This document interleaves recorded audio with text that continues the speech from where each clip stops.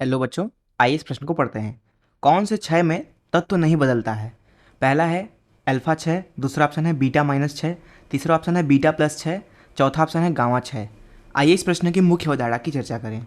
मान लीजिए हमारे पास में एक नाभिक है x और मान लेते हैं कि इसका परमाणु क्रमांक a है। तो यह तत्व x तब तक नहीं बदलेगा जब तक कि इसका परमाणु क्रमांक नहीं बदलता है। अब जो परमाणु क्रमांक होता है दरअसल वो कुछ और नहीं बल्कि तत्व के नाभिक के अंदर मौजूद प्रोटॉनों की संख्या होती है, अर्थात यहाँ पे जो ए है वो है।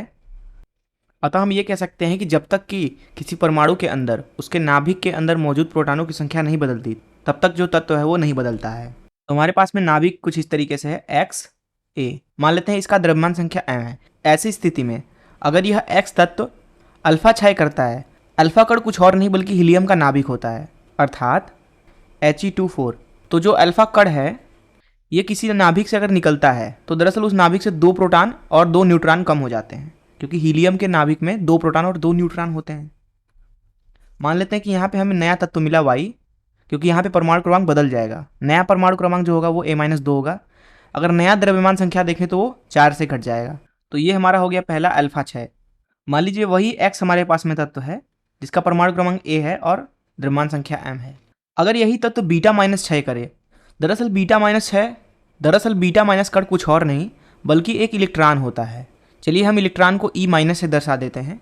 ये आपका बीटा माइनस कण है। तो दरअसल जो इलेक्ट्रॉन होता है किसी भी परमाणु में वो नाभिक के बाहर उसका चक्कर लगा रहा होता है। तो जब भी कोई नाभिक एक इलेक्ट्रॉन का उत्सर्जन करता है तो उसके अंदर एक न्यूट्रॉन दरअसल एक प्रोटॉन में परिवर्तित होता है और इस तरीके से इससे एक इलेक्ट्रॉन निकलती है। हम बोल देते हैं ये बीटा -6 है। तो यहाँ पे आप देख सकते हैं कि जब बीटा -6 होता है तो दरअसल एक न्यूट्रॉन एक प्रोटॉन में बदल जाता है, अर्थात प्रोटॉनों की संख्या बदल गई। इसलिए हम कह सकते हैं कि परमाणु क्रमांक भी बदल जाएगा, क्योंकि परमाणु क्रमांक कुछ और नहीं बल्कि प्रोटॉनों की संख्या होता है। जैसा कि मैंने बीटा -6 के पहले एक तत्व का परमाणु क्रमांक ए लिया है, जब ये बीटा -6 कर देगा तो इसका परमाणु क्रमांक 1 से बढ़ जाएगा, अर्थात यहाँ लिखेंगे a+1 और यहाँ x। जैसा कि एक इलेक्ट्रॉन जो है उसका द्रव्यमान संख्या 0 होता है, क्योंकि इलेक्ट्रॉन का द्रव्यमान प्रोटॉन के सापेक्ष बहुत ही कम होता है, इसलिए इलेक्ट्रॉन का द्रव्यमान संख्या 0 लिया जाता है। अतः द्रव्यमान संख्या पे कोई फर्क नहीं पड़ेगा, किंतु यहाँ पे तत्व जरूर बदल जाएगा। इसलिए हम इस तत्व को यहाँ से हटा के इसका दूसरा नाम दे देंगे। चलिए नाम दे देते हैं Z। अब हम बात करते हैं बीटा +6 की। तो मान लीजिए हमारे पास में वही तत्व है जिसका परमाणु क्रमांक A और द्रव्यमान संख्या m है।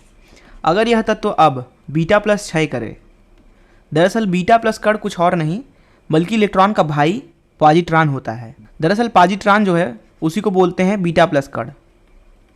पॉजिट्रॉन का द्रव्यमान इलेक्ट्रॉन के बराबर होता है, परंतु जो आवेश होते हैं इन दोनों के ऊपर वो विपरीत होते हैं, पर आवेश का संख्यात्मक मान भी इन दोनों के ऊपर बराबर होता है।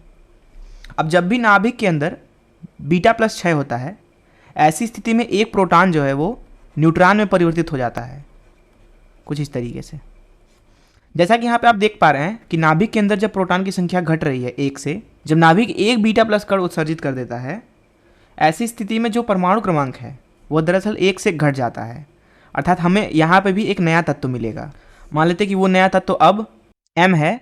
ऐसी स्थिति में इसका जो परमाणु क्रमांक लिखा जाएगा वो a-1 लिखा जाएगा, तथा जो द्रव्यमान संख्या होगा, क्योंकि यहाँ पे जो बीटा प्लस कण होता है यह इलेक्ट्रॉन का भाई है और इलेक्ट्रॉन और पॉजिट्रॉन का द्रव्यमान बराबर होता है, इसलिए यहाँ पे भी जो द्रव्यमान संख्या है उसमें कोई परिवर्तन नहीं होगा, क्योंकि इलेक्ट्रॉन का द्रव्यमान बहुत कम होता है, किंतु यहाँ पे तत्व जरूर बदलता है। अब हम गामा 6 के बारे में बात करते हैं।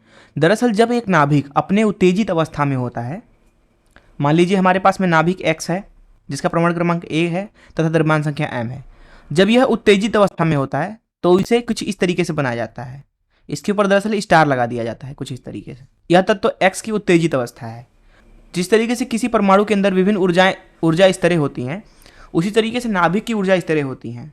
जब नाभिक अपने उच्च ऊर्जा स्तर से निम्न ऊर्जा स्तर में आता है तो वह विकिरण छोड़ता है, जिस तरीके से एक इलेक्ट्रॉन उच्च ऊर्जा से निम्न ऊर्जा कक्ष में आता है। तो यहाँ पे हमारा उत्तेजित तत्व है जिसके ऊपर स्टार लगा देते हैं। जब यह अपने निम्न अवस्था में आएगा, अर्थात पुराने वापस अवस्था में, तो यह अपने अंदर से विकिरण छोड़ेगा, अर्थात ऊर्जा छोड़ेगा। दरअसल वही ऊर्जा जो है जो नाभिक के द्वारा छोड़ी जाती है वो गामा विकिरण होती है। अब यहाँ पे अगर ध्यान से देखें तो गामा, यहाँ पे इस प्रश्न में बोला जा रहा है कि कौन से 6 में तत्व नहीं बदलता है। जैसा कि हमने देखा अल्फा 6 में भी तत्व बदल जाता है, बीटा माइनस 6 में भी तत्व बदलता है, बीटा प्लस 6 में भी तत्व बदलता है। किंतु अगर बात करें हम गामा 6 की, तो इसमें जो तत्व है वो अपनी पुरानी अवस्था में आता है। और यहाँ पे आप देख भी रहे हैं कि यहाँ पे परमाणु क्रमांक जो है वो बदल नहीं रहा है गामा 6 के दौरान। इसलिए हम कह सकते हैं कि जो गामा 6 है उसके दौरान जो तत्व है वो नहीं बदलता है। इसलिए यहाँ पे हमारा डी आंसर जो है वो सही हो जाएगा। मैं आशा करता हूँ कि आपको इस प्रश्न का हल जरूर समझ में आया होगा। धन्यवाद।